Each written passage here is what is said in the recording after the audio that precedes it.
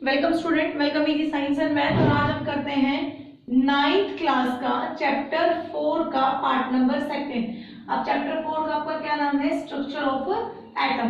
देखो, कल हमने रदरफोर्ड के बारे में पढ़ा। आज हम रदरफोर्ड की जो उन्होंने एक्सपेरिमेंट किया था उसके कुछ एक फीचर्स थे, ठीक है।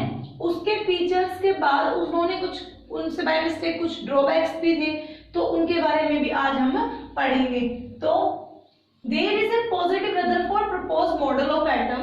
रदरफोर्ड ने कुछ एक मॉडल एटम प्रपोज किए हैविंग अ फॉलोइंग फीचर। पहला, there is positively placed nucleus in an atom, कि हर एक एटम के अंदर एक पॉजिटिव नाभिक है। Nearly all the mass reside, जितना भी उसका द्रव्यमान है सारा इन न्यूक्लियस नाभिक के अंदर ही है।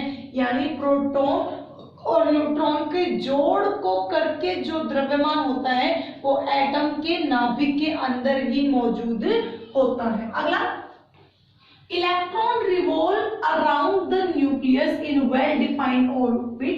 इसने ये कहा कि जो इलेक्ट्रॉन है वो चारों ओर जो चक्कर लगा रहा है नाभिक के, वो एक बिल्कुल क्या कर रहा है? फिक्स्ड, यानी वेल डिफाइंड ऑर्बिट में क्या कर रहा है? चक्कर लगाने का काम कर रहा है। कौन कर रहा है? इलेक्ट्रॉन।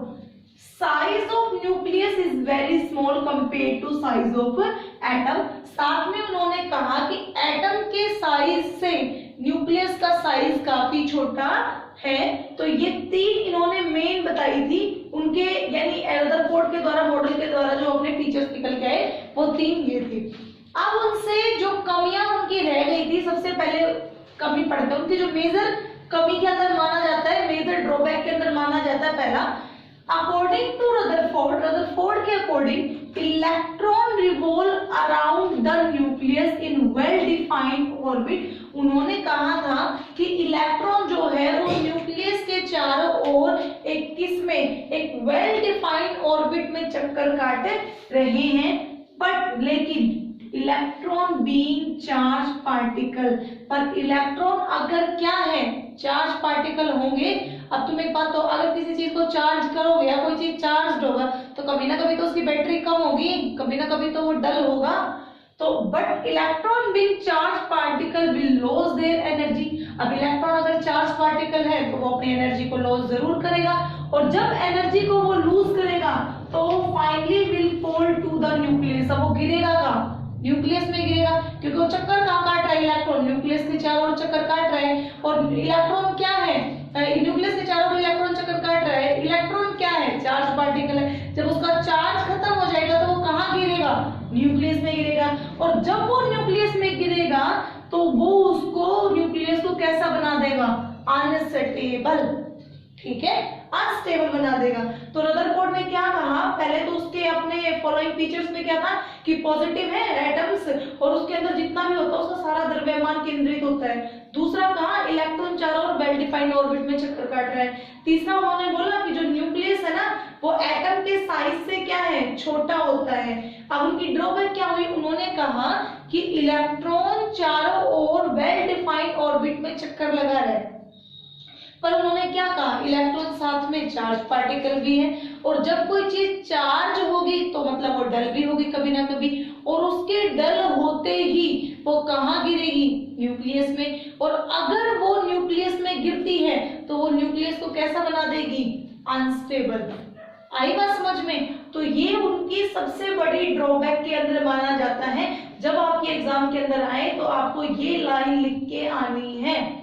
आई बात समझ में? रदरफोर्ड का टॉपिक इंपॉर्टेंट टॉपिक है, इसको अच्छे से समझना, ठीक है। अब उसके बाद जैसे कि एक बंदे से या किसी से गलती हो जाती है तो उन्हीं गलतियों को ठीक करने के लिए एक नया साइंटिस्ट आ गया, कोई नया बंदा आ गया, कुछ वैसे ही रदरफोर्ड सर ने जो गलतियां की थी उनको ठीक करने के लिए आए बोहर, नील बोहर जी, और उनके मॉडल को नाम दिया गया बोहर एटॉमिक मॉडल। अब उन्होंने क्या किया? तो overcome drawback of Rutherford model, Rutherford model के ड्रॉबैक्स को कम करने के लिए, खत्म करने के लिए नील बोहर इन 1912 में प्रपोज किया modified model structure of atom, उन्होंने बिल्कुल एक नया चमकता मॉडिफाइड मतलब मॉडिफाइड तरीका का क्या दे दिया अपने को, स्ट्रक्चर ऑफ एटम दे दिया। चमकता मत रख लेना, वो मैंने सिर्फ आपको बताने के लिए किया है। अब तुम सोचोगे कि वो चमकता है, बहुत सारी शाइनिंग करता है, सब कुछ नहीं है। He made following assumption, उन्होंने कुछ एक फॉलोइंग assumptions किए। ओनली उन्होंने कहा only certain special orbit known as discrete orbit of electron are allowed inside the atom।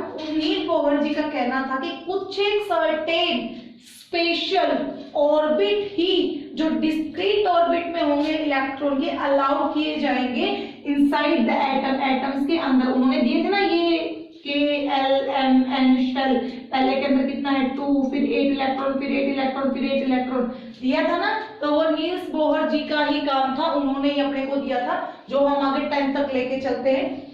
While revolving in discrete orbit, जब इलेक्ट्रॉन रिवॉल्व करता है किसी डिस्क्रीट ऑर्बिट में, the electron do not radiate energy, किसी तरह की एनर्जी को electron radiate नहीं करता है। तीसरा उन्होंने क्या कहा, एनर्जी इज एमिटेड और एब्जॉर्ब, एनर्जी एमिट और absorb by atom only when an electron move from one orbit to another. आप एक बात तो, जब वो अपने ही में चक्कर लगा रहा तो उसकी एनर्जी क्यों एमिटेड होगी, क्यों उसकी एब्जॉर्ब होगी, पर वो चक्कर अपने में लगा रहा। अगर वो एक ऑर्बिट से दूसरे ऑर्बिट में जाए तो फिर भी एनर्जी एमिट हो सकती है। तो उनका कहना था कि एनर्जी इज एमिट, एनर्जी तभी एमिट होगी, तभी एब्जॉर्ब होगी एक एटम्स के द्वारा ओनली तब जब इलेक्ट्रॉन मूव करेगा एक ऑर्बिट से दूसरे ऑर्बिट में। तो ये था आपका आज का नील बोहर एटॉमिक मॉडल। रदरफोर्ड वाला कल वाला आपका कंप्लीट हो गया है और नील बोहर एटॉमिक मॉडल का आपका आज का कंप्लीट हो गया है। इसको अच्छे से अपनी नोटबुक में उतारो, बहुत साफ हैंड राइटिंग में आपको दिखाई दे रहा होगा और बहुत साफ तरीके से आपको समझ आ रहा होगा। थोड़ा सा टॉपिक तुम्हें लग रहा होगा कि बोरिंग है, पर बोरिंग नहीं, आपके पेपर के लिए काफी इंपॉर्टेंट है। इसको ध्यान से करना, ध्यान से लिखना, ध्यान से समझना। आज के लिए 9th क्लास के लिए बस इतना ही। Thank you.